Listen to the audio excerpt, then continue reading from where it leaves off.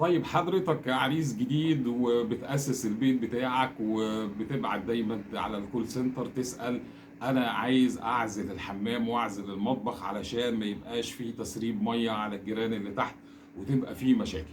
الموضوع أبسط منه مفيش. حضرتك ممكن تستخدم عبوة واحدة من مايكاسيل ايا كان رقمها بقى. ممكن لو الدنيا عندك كويسه فانا استعمل ال 703، لو الدنيا يعني نص نص استخدم ال 705، لو المحاره عندي فيها مشكله او الحمام واسع وكبير استعمل ال 707. وان كان في الحمامات والبيوت احنا اقصى حاجه او افضل حاجه بنرشحها لحضراتكم ال 705. افضل سعر موجود في الوطن العربي مش في مصر بس، افضل سعر.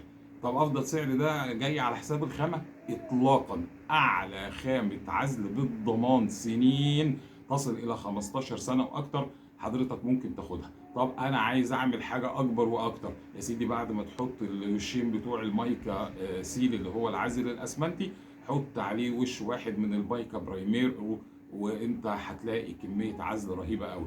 عندنا حتى من المايكا برايمير وعاملين عبوات صغيره عشان حضرتك ما تتكلفش وتشتري وبعد كده تبقى عندك وتبقى هدرت فلوس وخامه بالزياده. اتصل بينا هنديك العبوه المناسبه لحمامك بمساحته بكل حاجه، وحتى كمان بنوصل لحد عند حضرتك. الموضوع سهل جدا جدا جدا، بس اشتري دماغك من ان الخناقات اللي مع الجيران وان هو حصل تسريب وما حصلش تسريب والى اخره.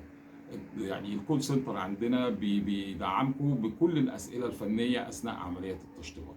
دمتم بخير وما تنسوش اللايك والشير علشان خاطر ان شاء الله يوصلكم كل جديد. السلام عليكم ورحمة الله.